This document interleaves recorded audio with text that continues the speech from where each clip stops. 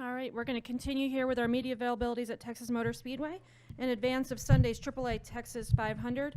We are now joined by Denny Hamlin, driver of the number 11 FedEx Office Toyota with Joe Gibbs Racing. Denny has 3 wins here at Texas, including the win earlier this spring here. We will open up to questions. Please raise your hand and we will get a wireless microphone to you. We'll start up front with Bob. Bob Hawkers, Fox Sports. I have 2. The first, as kind of driver code evolves throughout the year, where do you see it stand at this point of the season as far as non-playoff drivers and how they should race against playoff drivers? I think they can really do it however they want to do it. I think that everyone's got their own agenda, but I think for the most part everyone's been pretty respectful, really.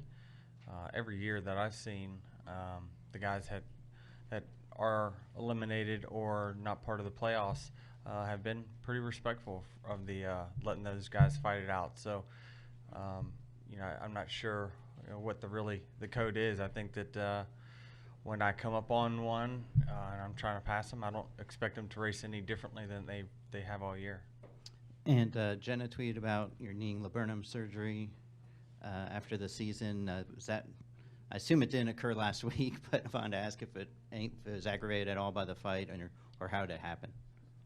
Yeah, I really don't know how it happened, to be honest with you. But it's something that's been nagging for years. I've had shoulder issues, but it just just got to the point where it was really bad and got it scanned and figured out what it was. So, it hadn't really affected me at all in the car. So it's been, that part of it's all been fine. We're going to go to Claire and then Mark. Claire Beeline, Sirius XM NASCAR Radio. In this sport, sometimes we like to put labels on things, but from your perspective, what is it between you and Joey Logano? After kind of digesting last week, is it a rivalry? Is it bad blood? I mean, what is it between you two? Yeah, I'm not really sure. It's really tough to say. I'm not sure, but it's just, I think that he really breeds those type of things. I mean, he's got into it really with a ton of people. I've had my fair share as well, but I don't know. I don't know what it is, but I certainly don't agree with it for sure. Do you feel like for years you two probably will kind of have that rivalry? Yeah, I think on the racetrack it's always been that way, right? I think that when you go back to Dover, he clearly thought he was doing the right thing, even though probably 99% of the public and competitors think that you're wrong. So I think I really I don't know, just 2 different ways of thinking, really. And do you agree with the 1 race suspension for the tire specialist for Logano's team this week? Sure. My agitation with that guy is he's the first one in all of Joey's confrontations. You can go back and look. He dives in there and starts most of this stuff. We're going to go to the far right to Mark and then Woody, and then we'll come to the middle back. Mark Arrow, PRN. Dan, I got a couple questions. Number one, you've been in a few post-race situations. What's it like when all of a sudden it's you and the other guy, and then it's not you and the other guy, and it doesn't go from 2 to 4, it goes like from 2 to 20 or 2 to 30. What's it like being in the middle of all that?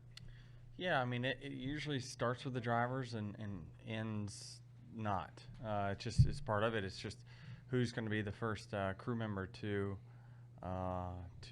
intensify the situation.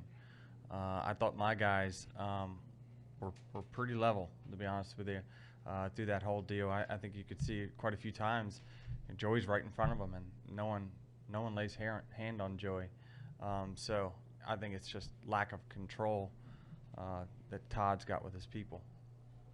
So, and my follow-up question is, this is the best position you've been in, as you've talked about, mentally, your team, just everything.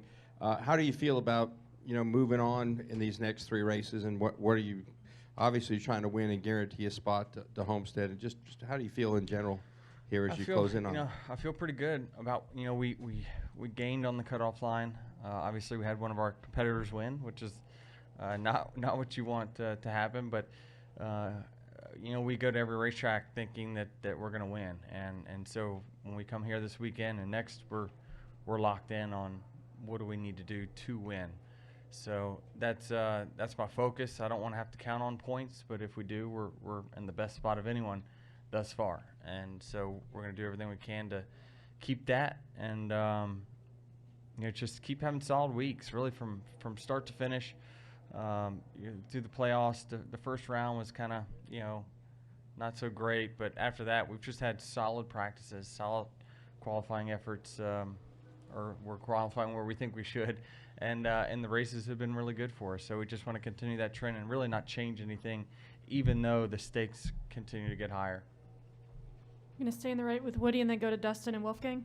Woody came with MRN. Denny, along those lines, looking ahead to Phoenix next week, how different is it there? Restarts have been very intense almost everywhere now, but with that flip-flop of the start-finish line and all that extra room coming off there, and then you got to narrow it back down to get in the turn. Yeah, I mean, the biggest thing I noticed from that change was just the restarts. Guys would, ultimately just pull straight down right there instead of it kind of being, having a corner just kind of separate. One of the biggest challenges, too, was trying to restart while you're in a corner in turns 3 and 4 there. So if you were probably 4 or 5 rows back, it was extremely hard to get your car to hook up and take off the way that you would want to.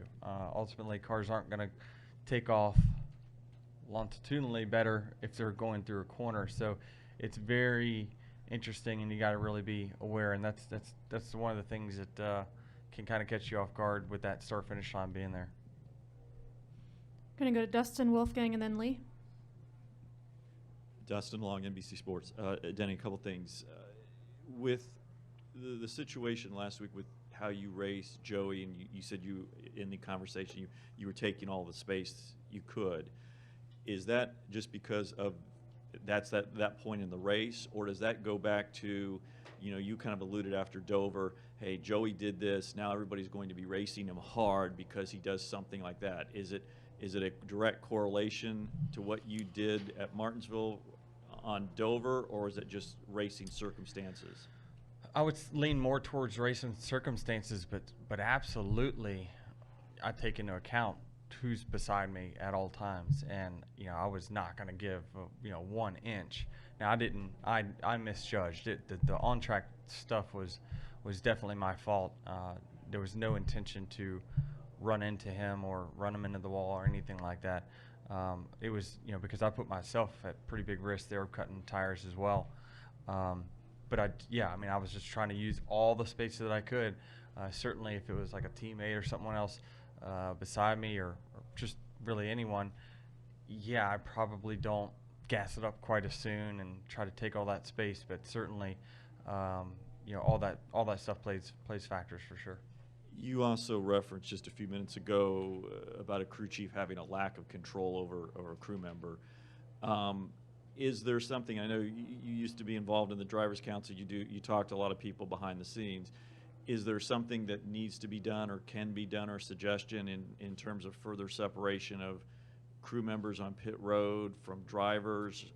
Or is it, look, the way it is now is the way it's going to be, and just have to deal with it? Or something can be done with, there's only so many NASCAR officials, or so many security people that can kind of break things up. And I know you've had issues on pit road in the past. Yeah, it's going to be a difficult thing. I mean, they already kind of have the crew members separate from the race cars after the race, but then, the crew members have to push the cars back. So that's why we go and stop where we do. That's why they're all corralled around the cars, is because it's within about 5 minutes of us stopping and us getting out, they have to go push the cars to tech or wherever they're going to push them.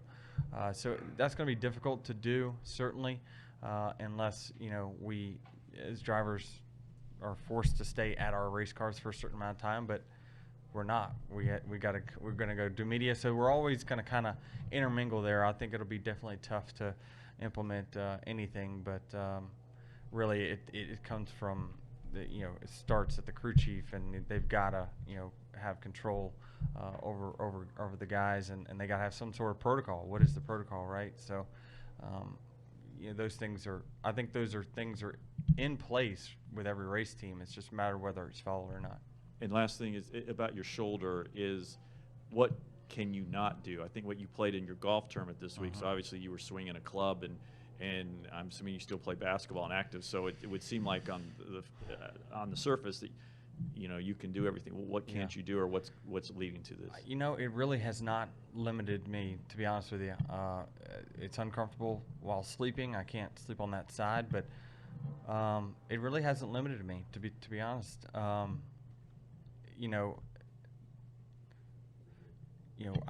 got a cortisone shot in it, which really helped. That's like my saving grace when things start hurting. So that really changed. It went from being immobile to feels like there's nothing wrong with it right now. To be honest, I still can lift weights. I can only do them a certain way. I can't. I have to limit my mobility on that part, but it hasn't affected anything in everyday life. Yeah, it was weeks ago, but it was just progressively getting worse over the late summer to early fall. And so, but just a few weeks ago, the doctors came and gave me a little bit of a relief with that, just to kind of get me into to the off season where I can fix it. Go to Wolfgang Lee and then wrap up with Jerry. Danny, a technical question. You raced here earlier this year, also at other tracks you race twice a year, maybe more often. In principle, when you coming a second time to the same racetrack, can you roll out the car like you raced earlier, or do you just have to find a new setup again?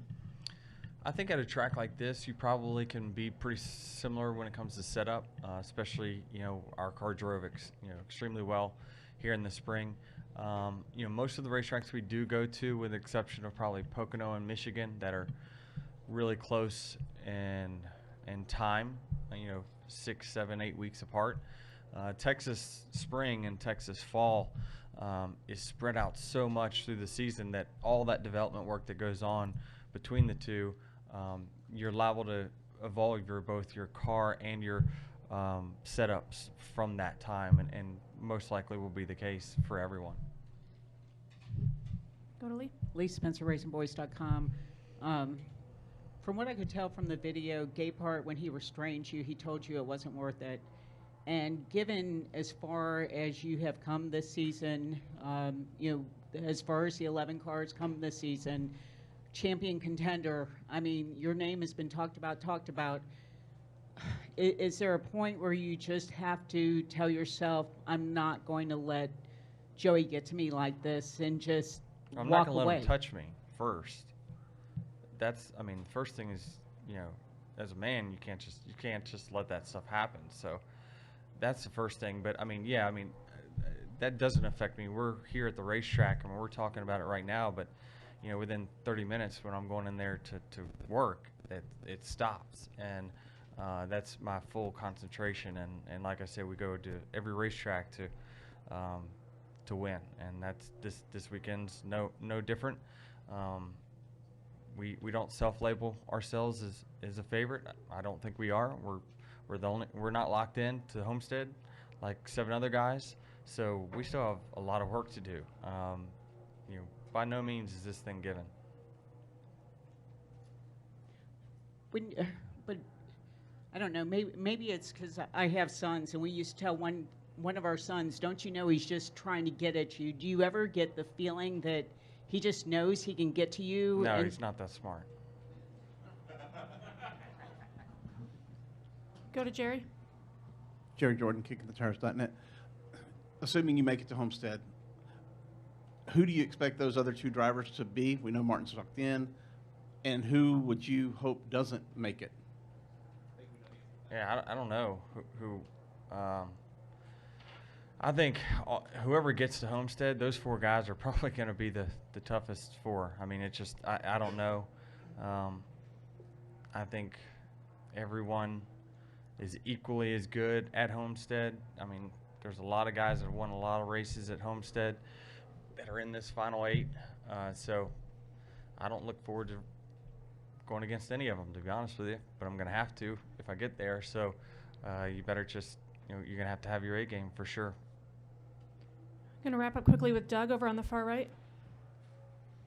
Hey, Denny, there's been a lot of talk, and I think Lee touched on it, about maybe like Denny Hamlin 4.0. You have this eye of the tiger look about you, and you say you're not favored, but a lot of people seem to be pointing at this team, at least maybe as co-favorites with Truex.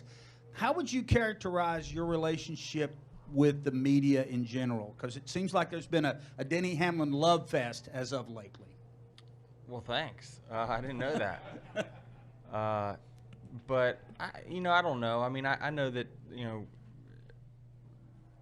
I've made a lot of self changes during this year in particular.